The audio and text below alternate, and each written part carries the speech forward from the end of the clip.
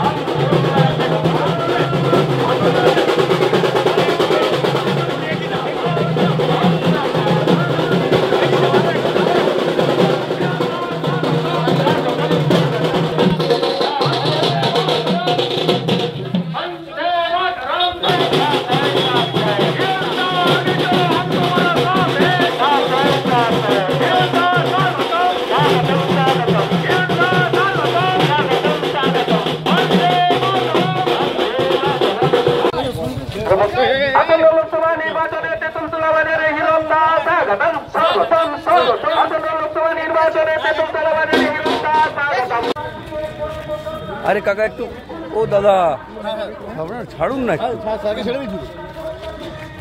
মানুষের অভূতপূর্ব আশীর্বাদ, ভালোবাসা, তারা এবারে পরিবর্তন চাইছেন। কারণ 10 বছরেতেও আপনারা দেখছেন যে দাসপুর দিয়ে হাঁটছি, আর এটা হলো তেঁতুলতলার ব্রিজ। এই তেঁতুলতলার ব্রিজ 1972 সালে হয়েছিল, তারপর থেকে ভাঙাই পড়ে আছে। আর আমাদের যিনি সাংসদ, তিনি আপনাদের ক্যামেরার সামনে মন খুলে হাসছেন।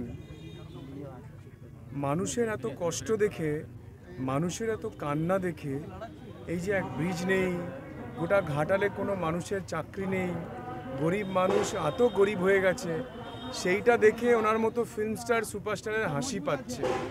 সন্দেশখালির মা বোনেরা কাঁদছে, ওনার প্রচণ্ড হাসি পাচ্ছে। সেই জন্য গতকাল যা প্রশ্ন করেছে সাংবাদিক, সেলফি তুলবেন আপনার সঙ্গে, ওদের সঙ্গে